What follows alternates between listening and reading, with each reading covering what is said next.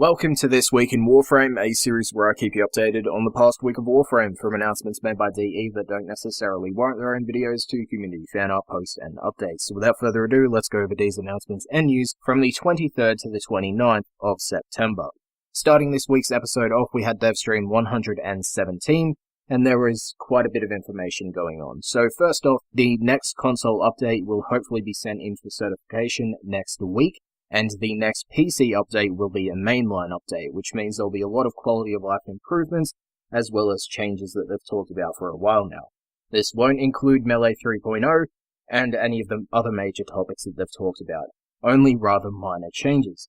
Now, Fortuna will eventually be after that, and for those that still don't know at this point, I'm only relaying this because the developers did it themselves in the Devstream, and that is that Railjack won't be launching with Fortuna or the orb Vallis.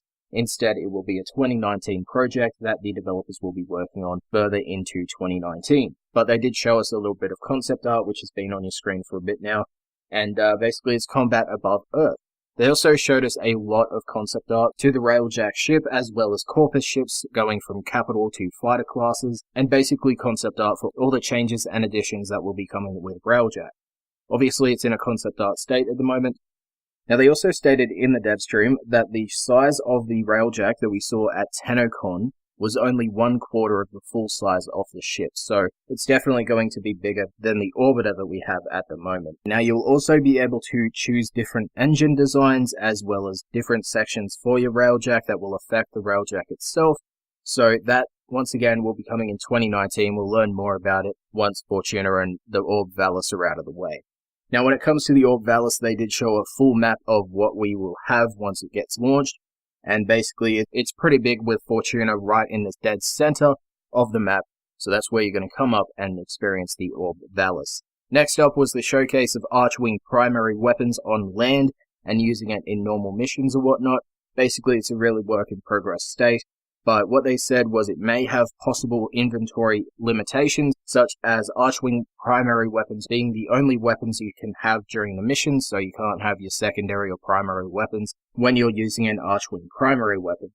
Now, they will also have their own unique animations. They won't be tied to the base Warframe idle animations that we have, so you won't be able to float while using the Archwing weapon, as an example that Rebecca gave in the Devstream. Now, melee Archwing weapons for this system may eventually come, but they're focusing on just doing the primary weapon at this point due to Melee 3.0's development and the changes that are coming with that. Now, Archwing was also mentioned last week or in previous episodes, and basically it will be receiving another rework with the release of Railjack.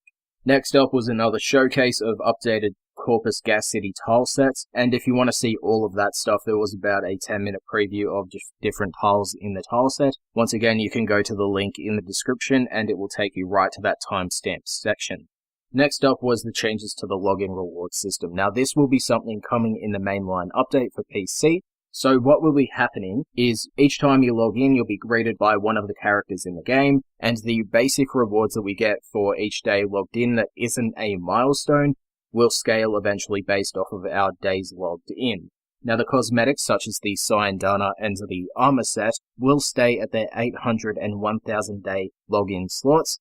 However, for the weapons, players will be able to choose from the many locked behind the system each time they reach the weapon milestone section.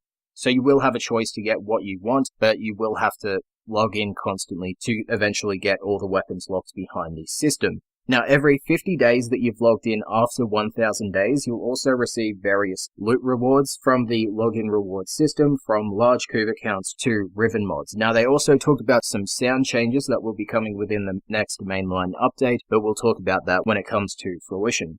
Next up was a little showcase of the Corpus Glaive, which will also be coming with the next mainline update for PC. Now, they did show off Kitguns. That was like kind of the main focus of this Devstream, but they kind of only showed it off for a little bit. There's nothing really much to add here besides they showed it off. They showed off how to build it, which is basically getting a chamber, a grip, and a loader, putting them together with their different variants and building the kit gun. And then you have to go out and guild it and then rank it up back again to get the full stats that the weapon can possibly have. So if you were looking for more information about kit guns, there wasn't. Next up was a little showcase of the deck art for the K drives, and apparently these will be earned through doing tricks and race time trials out on the orb Vallis. Now, when it comes to the race time trials, some of them will go through the tunnel systems of the orb Vallis, so if you're wondering about that, yes, it will be a possibility.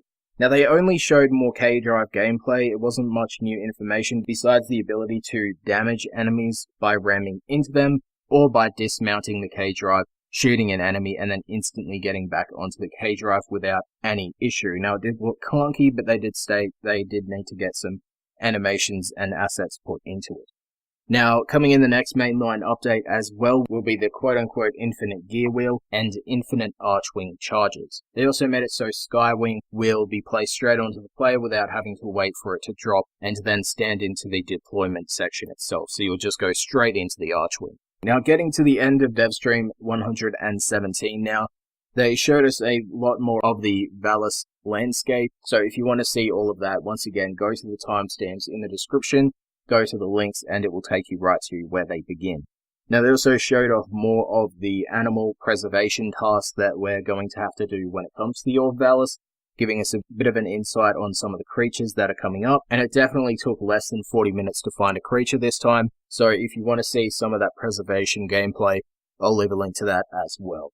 Now, moving on from that, in Primetime 220, there was only one thing that came to be notable, and that was the possibility for the trade item limit to be increased to 6 within the next implementation of UI 3.0.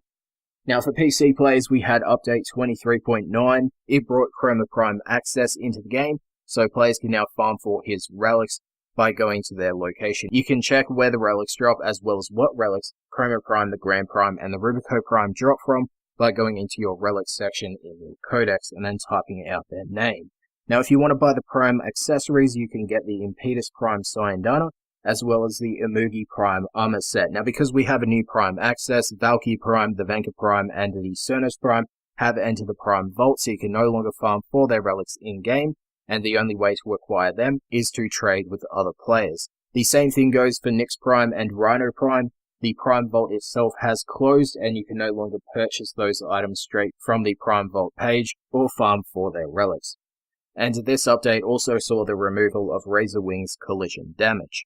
Now, for fixes and the hotfix information, they're available on your screen, or you can check out everything else that I've talked about here today in the comments section down below. Now, for console players that say, why can't you just release the update without the constant wait and the mindless gaps or whatever? When it comes to console updates, there's a reason behind it. It's called the certification process for both Xbox and PlayStation. And if you want a full rundown of what it is by DE Megan, look at your screen. It's right there. It takes time because it's not DE's fault. It is Xbox and PlayStation. So unless they change that, you're always going to have to be behind PC by a large amount of time. Next up was the announcement of a new contest, the Dojo Remaster contest. So players on PC, Xbox, and Xbox One can submit a video or photos of their clan's dojo, as long as they are the Grandmaster or they have the Architect permissions. Make sure to read the whole post to get the understanding of it, and basically it's going to be leading into the eventual implementation of that public dojo viewing system that they teased a while back. Now, for prizes, first place will receive an exclusive gold contest trophy for your dojo.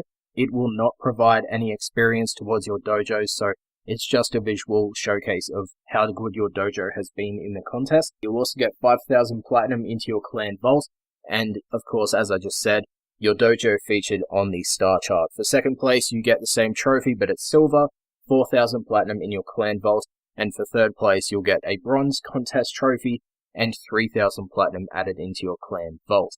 Once again, for more information, make sure to read the post and get the full gist of everything. Moving on to developer Twitter posts. It was showcased during the dev stream as well as in this tweet and previous tweets that DE have been working on reducing the brightness of effects and whatnot in Warframe, and it will be coming within the next mainline update for those that are wondering about that. And the final developer Twitter post was a reply from Rebecca on someone asking if we'll be able to color our different phases of Equinox separately to the overall color scheme, and it won't be happening anytime soon. Now, as for community fan art this week, we have Khora and the Kavat by Zarionis. We then have Reinhardt by Echo999, Lady of Thorns and Lady of Stone by ChickeDrawsDogs, and a combination of two by JellyBam92, and that is Warframe Zephyr and Warframe Rescue Mission. Now, if you do like any of the fan art that I showcased, make sure to check out the creators. Links to everything I've talked about here today are in the description. If you liked the video and you think I kept you informed, make sure to leave a like as well as share it to anyone else you may want to keep up to date on Warframe. And if you think I can improve upon the series in any way, shape or form, make sure to leave it in a comment down below. Also, if you want to talk about anything that I've said today, make sure to leave it down there as well. Now, before I end the video, I would like to say that yesterday's video, the It's Easy to Be Angry video, for those that didn't see it, basically it was me ranting about some dude's comment. I agree with everything I said in that video, just not the way I said it. If you do want to watch that video or you want me to put that video back on public, let me know. It is rather negative and I could have worded it better, but hey, the videos are already made and yeah. So just let me know with a comment down below. Thank you for watching and I'll see you guys in the next video.